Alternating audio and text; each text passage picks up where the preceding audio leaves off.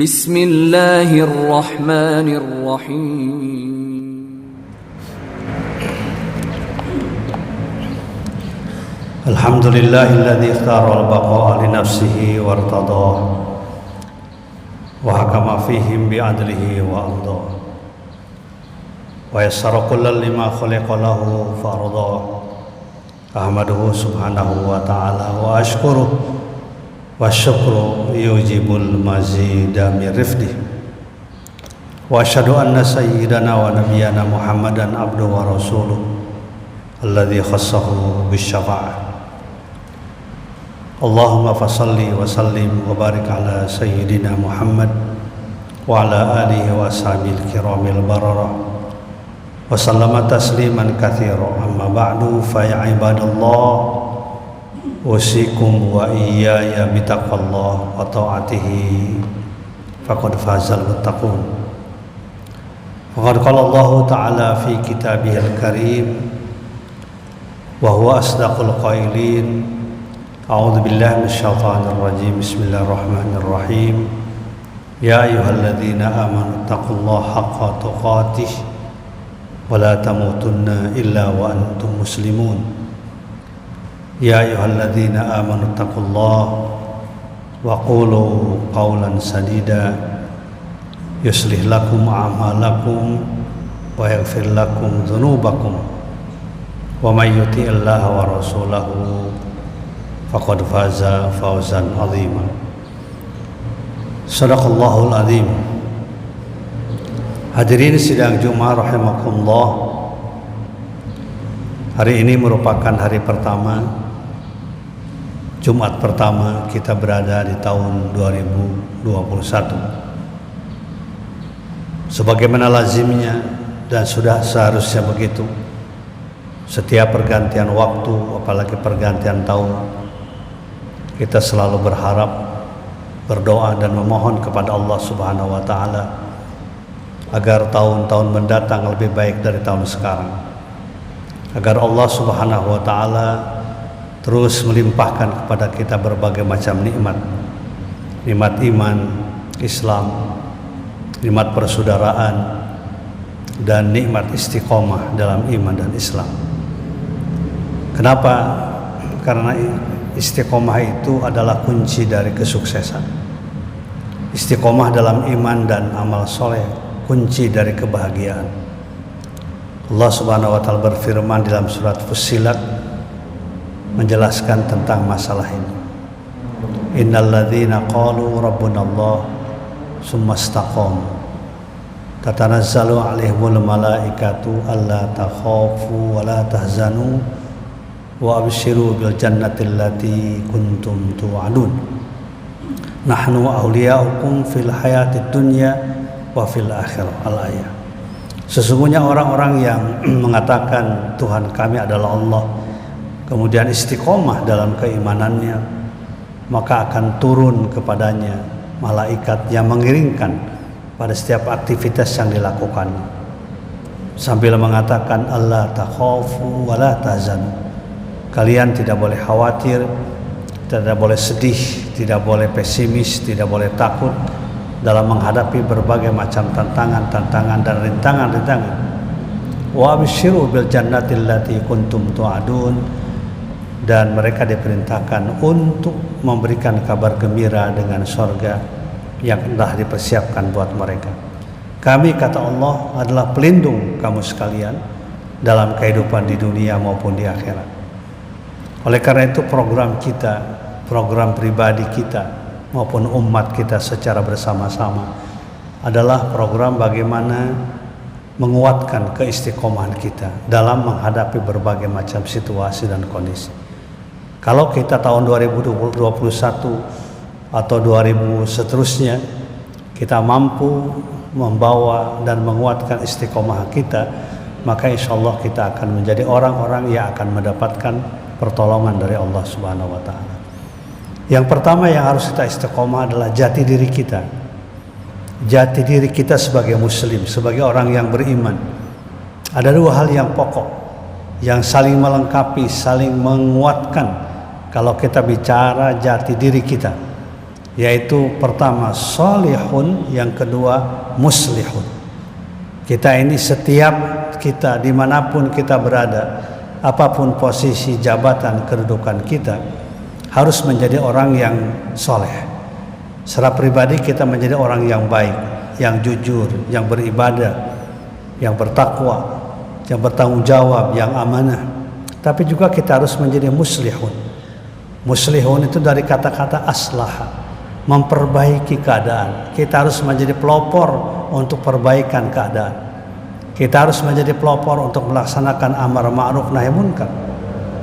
Sebab kalau tidak ada kelompok yang menjadi pelopor dalam perbaikan umat, perbaikan keadaan, perbaikan sosial, tidak ada kelompok muslih, maka betapapun banyak orang yang soleh, tetap akan keadaan itu akan rusak.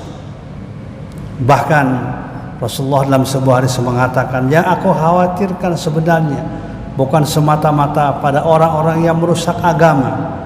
Yang aku khawatirkan adalah banyaknya orang-orang soleh tetapi diam, tidak melakukan perbaikan apapun juga terhadap kehidupan ini.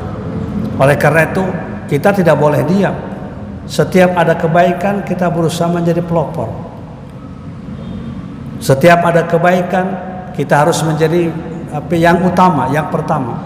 Dan setiap ada keburukan, kemaksiatan, kemunkaran, maka kita tidak boleh ragu untuk memperbaikinya.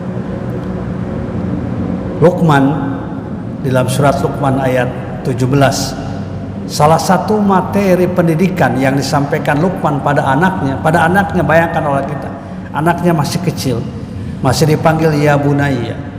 Ya bunayya berarti masih kecil. Wahai anakku, aqimis shalah wa'mur bil ma'rufi wanha 'anil munkar wasbir 'ala ma asabak inna dzalika min azmil umur. Wahai anakku, tegakkan oleh engkau salat. Jadikan diri engkau sebagai orang yang soleh dengan menegakkan salat.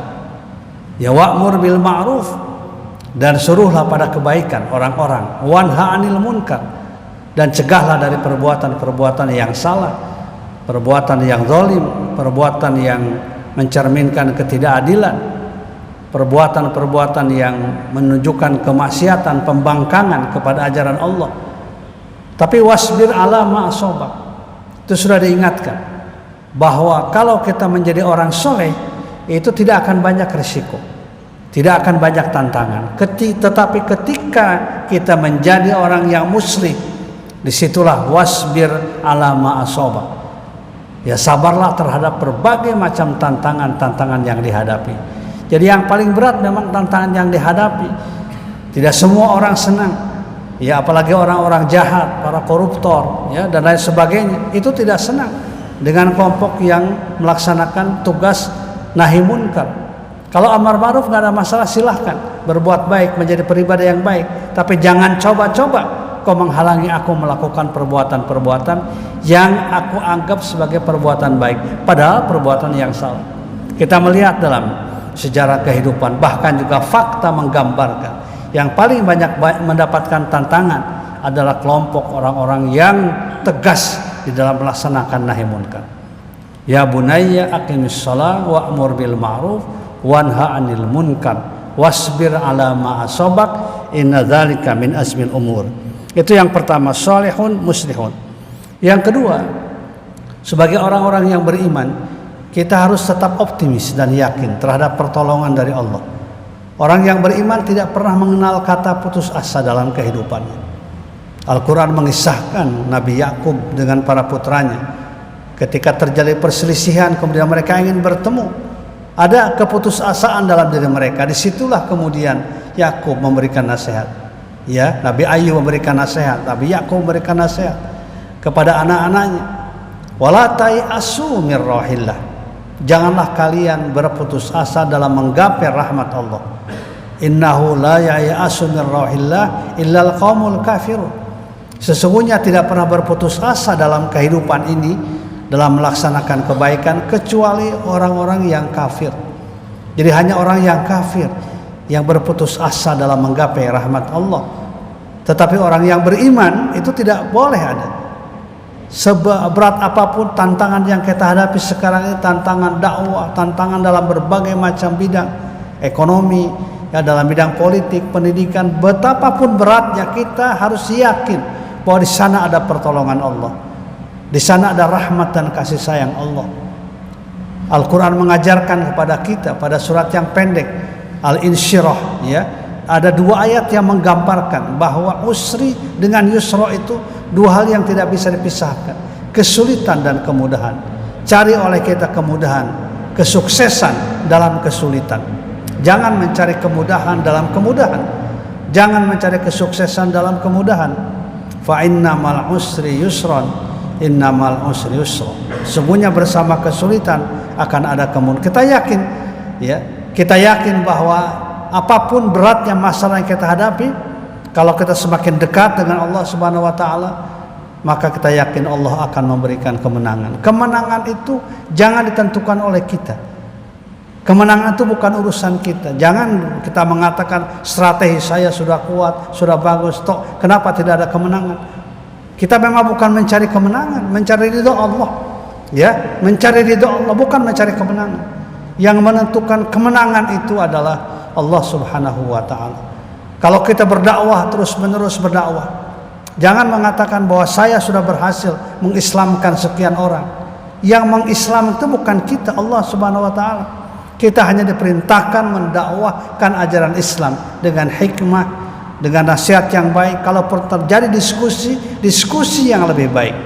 Tapi inna rabbaka huwa a'lamu biman dhalla an sabili wa huwa a'lamu bil muhtadin. Sesungguhnya Tuhanmu lebih mengetahui siapa yang tersesat dan siapa yang mendapatkan hidayah. Jadi bukan kita, ya, kita hanya wasilah, penyebab saja. Jadi ini barangkali yang menyebabkan seolah-olah banyak masalah yang kita hadapi, karena seolah-olah kita bangga dengan strategi kita, dengan tindakan kita, kemudian kita yakin akan menang. Padahal kemenangan bukan tentukan oleh kita, bukan ditentukan oleh jumlahnya, banyak atau sedikitnya, tapi kemenangan ditentukan oleh ridho dan pertolongan dari Allah Subhanahu wa taala. Kemudian yang ketiga, jati diri kita adalah jati umat yang selalu berjamaah. Makanya sesulit apapun, ya, kita usahakan berjamaah. Ketika kita di rumah dengan keluarga, kita berjamaah. Ketika di masjid, walaupun dengan protokol kesehatan yang ketat, ya, sesuai dengan kebutuhan, ya kita lakukan itu berjamaah. Jangan meninggalkan jamaah, jangan masjid itu kosong. Walaupun sedikit masjid itu jamaahnya, walaupun dengan protokol kesehatan yang ketat, kita lakukan itu. Sebab masjid itu sumber kebahagiaan, sumber kemenangan. La masjidun ussisa 'alat taqwa. Jangan takut untuk pergi ke masjid, ya. Yang diperintahkan adalah kita menjaga kesehatan, menjaga protokol kesehatan dengan ketat. Tapi tidak boleh kemudian kita takut untuk melaksanakan sholat berjamaah, karena berjamaah itu kunci dari kesuksesan. Yadullah fawqal jamaah. Anak-anak muda juga begitu. Jangan terlena sholat di rumah, ya. Hanya sewaktu-waktu silakan, tapi datanglah ke masjid dengan protokol kesehatan yang ketat.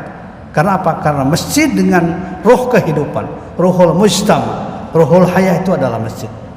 Yang terakhir yang saya sampaikan pada kesempatan Jumat yang singkat ini, yaitu kita terus menguatkan semangat berkorban kita, semangat berinfak kita. Karena infak itu mengundang rahmat, mengundang keberkahan rezeki. Anfik yunfak, kata Rasulullah SAW, berinfaklah Anda, yunfak, Anda akan dibalas oleh Allah Subhanahu wa taala. Tidak pernah ada orang kaya karena kikir.